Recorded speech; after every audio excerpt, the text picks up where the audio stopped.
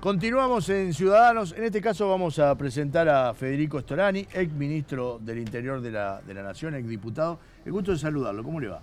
Bien, muy bien. Muchas gracias por la invitación. Un gusto para mí. ¿Cómo ve este presente?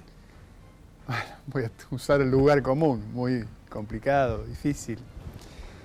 Los índices que tal vez más preocupan es el índice de pobreza, situado en un 43%, ya de manera estructural, porque sube un poco, baja un poco, pero está estructuralmente sobre el 40%, y la indigencia está en un 8%, conforme al último mes y la estadística. Eso suma más del 50%. Y además, si desagregamos ese dato, veremos que afecta a los sectores más jóvenes. Es decir, que podría traducirse de manera metafórica como que no tienen futuro en esta actualidad. Pero yo soy optimista, yo creo que el tema es político y que tenemos que tratar de resolverlo.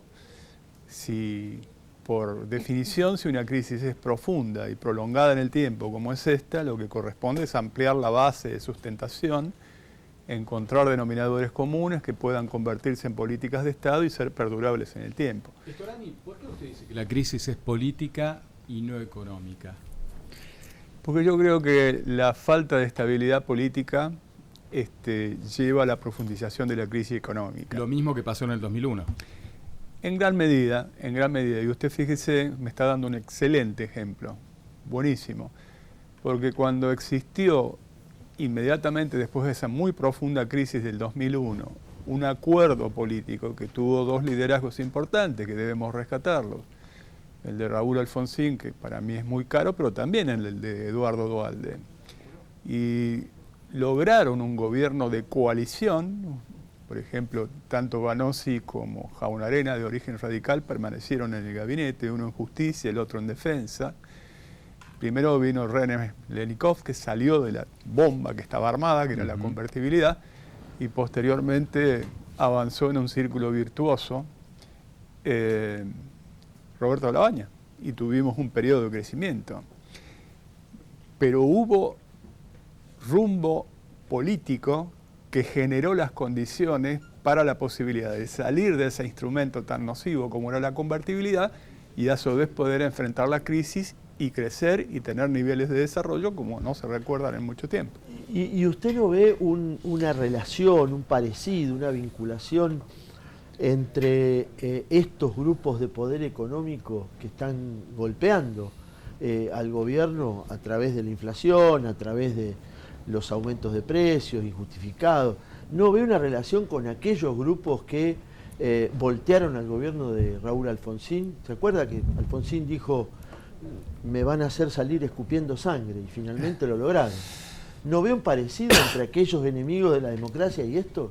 Están siempre, esos grupos están siempre.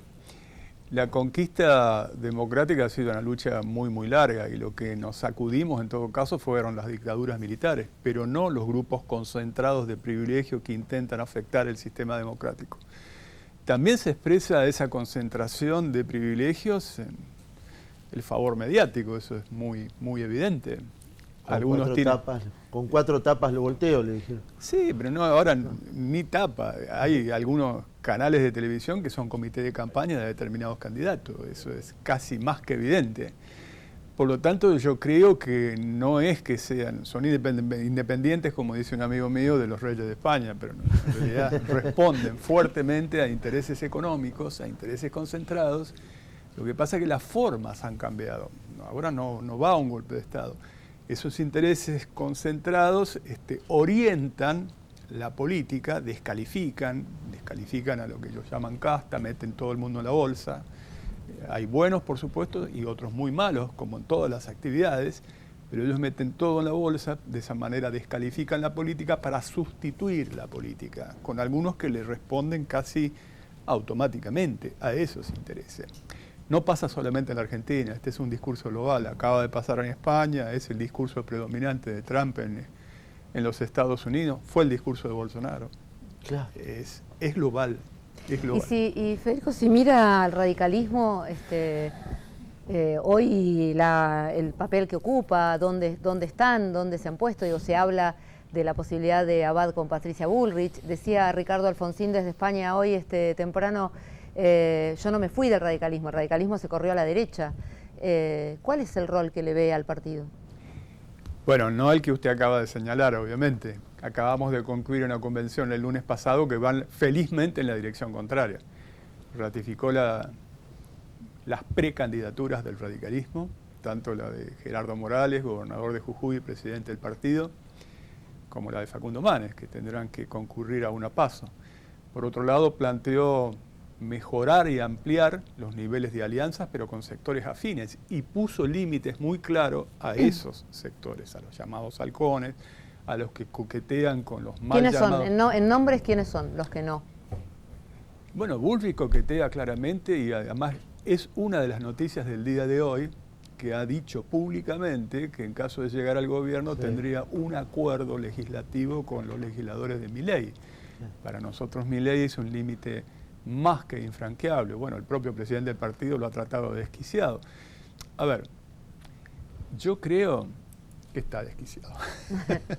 Pero algunas razones le asisten para tener algún favor de voto, porque hay un voto muy emocional, reactivo, cuando se plantea el rechazo a la casta, por dos razones concurrentes. Una es la falta de ejemplaridad en muchos casos, que ha disminuido la calidad de la política, desprestigiado, y la segunda, la falta de eficiencia. Si uno pasa mucho tiempo y los problemas no se resuelven, obviamente los responsables son los que manejan la cosa pública, la red pública.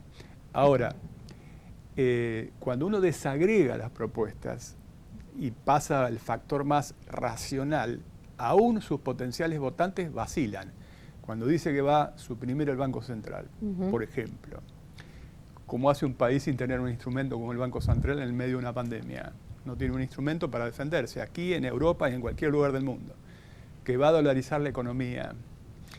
¿Cómo se hace para dolarizar técnicamente la economía, además de muchos factores, cuando justamente lo que faltan son dólares? Es decir, tenemos que resignar un sector muy importante de nuestra soberanía en el sentido más profundo.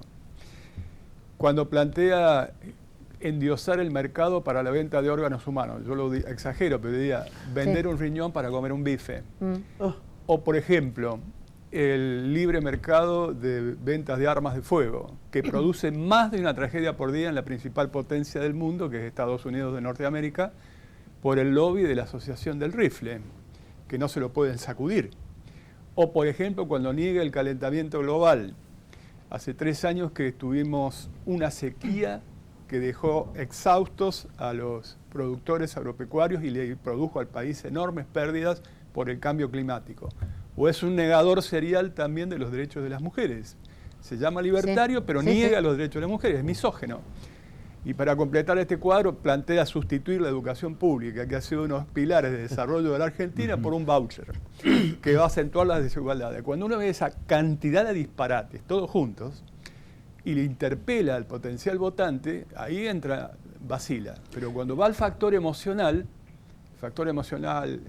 rechazo todo, todo está mal, etcétera, etcétera, es lo que antes era el voto chorizo, el voto salame.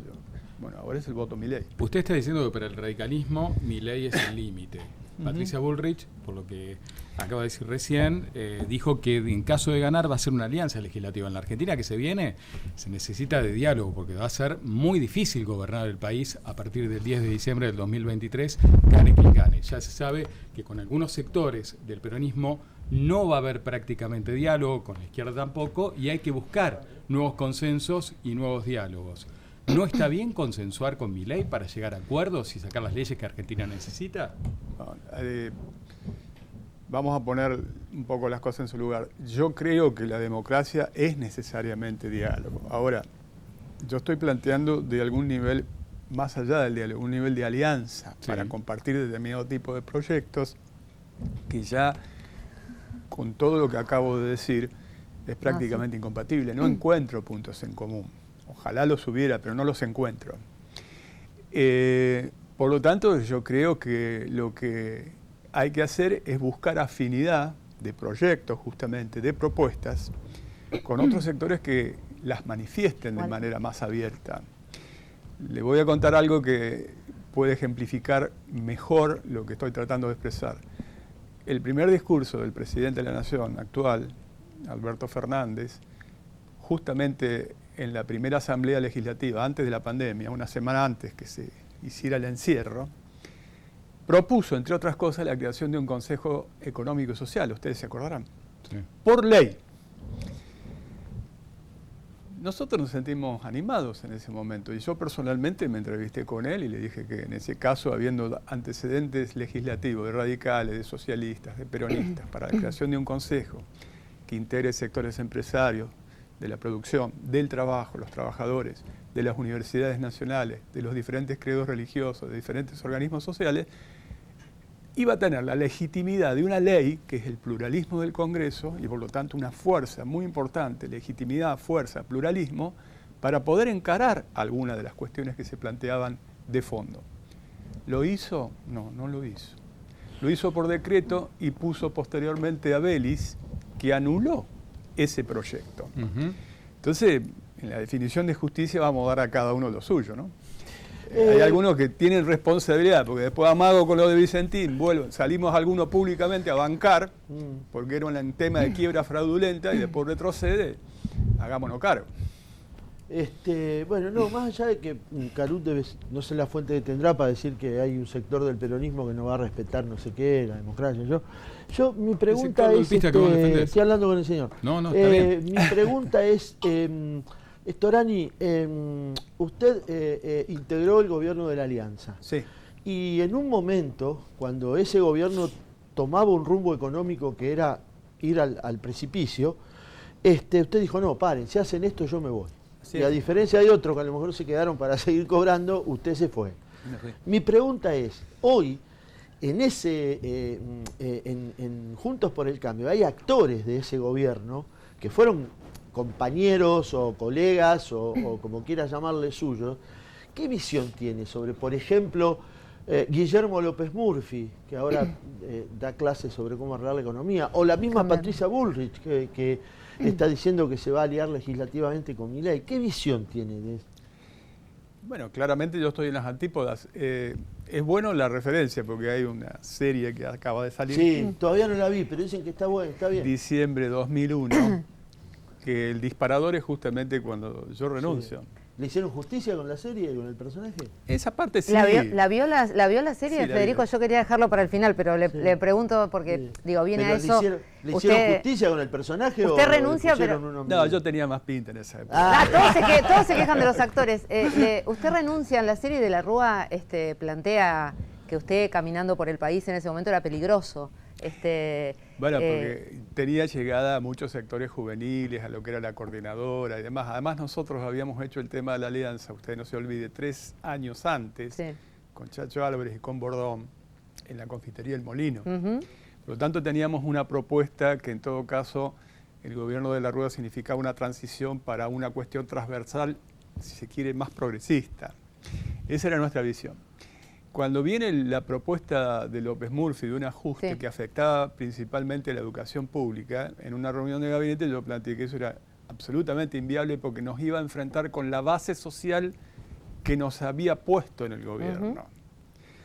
Y que eso iba a terminar con represión, muy mal y con represión. No es que sea un adivino, pero la verdad que... Bueno, él está hablando ahora de Sí. un aparato represivo para sostener el ajuste que dice que tienen que hacer. En realidad, en esa reunión de gabinete también estaba Patricia Bullrich, que era ministro de Trabajo, y ella apoyaba lo de López Murphy. Y el gabinete estaba dividido. En su momento lo converso con el presidente de la Rueda y él me dice, bueno, si vos conseguís un amplio consenso político en contra, yo puedo revisar este ajuste.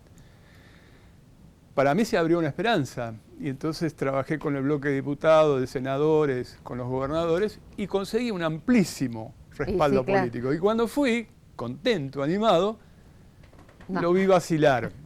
Entonces al otro día ya redacté mi renuncia y la fui a ver de nuevo, con la renuncia ya escrita y en términos muy duros. Y me dijo que iba a seguir igual con el plan. Le digo, ¿para qué me hiciste laburar este consenso político si finalmente está la decisión tomada? En realidad la decisión tomada era porque duró 15 días.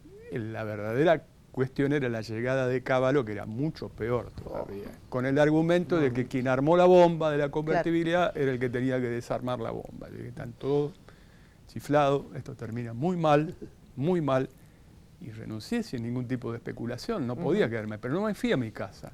Fui a disputar la presidencia del comité de la provincia y gané la elección. Dicho sea de paso, ya que vos lo mencionaste, mi contrincante en esa elección fue Ricardo Alfonsín, que estuvo apoyado por el gobierno. Storani, le agradezco la presencia, seguramente lo vamos a volver a invitar. La próxima vamos a hablar un poco de la ciudad de La Plata, ¿no? ¿Hay algún candidato en La Plata y con esto cierro? ¿Quién le gusta? ¿Quién le gusta? Sí. Jueguese, Con por esto favor. cerramos. La intendencia es para... ¿Quién le gusta? El que a mí me gusta no está en la grilla. ¿Cómo? Apa. ¿Cómo? No está en la grilla. El que a mí me gusta no está en la grilla. Yo me la ¿Quién jugaba es? por Pérez y que iba a decir Pérez. No, Pensé bueno, lo mismo. ¿Quién es? Claudio ¿Quién es? Pérez Irigoyen también me gusta, por supuesto. ¿Pero quién le gusta y no ¿Quién está? le gusta? A mí me gusta Uriarte. Bueno, más o También menos. del gremio de los médicos, Claro. un cardiólogo de muchísimo prestigio, fue presidente de la Junta Central de La Plata. Para mí un ejemplo. Ojalá se animara y nosotros lo respaldaríamos. Storani, muchas gracias. Bomba. Señor Sansone, mire, Bombazo. con la instantánea, jugar es fácil y rápido. Vas a tu agencia amiga, elegís un número, jugás la máquina y realiza un sorteo virtual. Ay, no. ¿Sabés qué? Podés ganar en el instante la instantánea Lotería de la provincia de Buenos Aires. Te despertás, desayunás algo rico, agarras la bici o el micro y a trabajar o estudiar. El mundo está acelerado y ahora la forma de jugar también. Vas a tu agencia de Lotería Amiga, jugás a la instantánea y podés ganar al instante. La instantánea, rápido, fácil y sin esperar el sorteo. Lotería de la provincia, Gobierno de la provincia de Buenos Aires.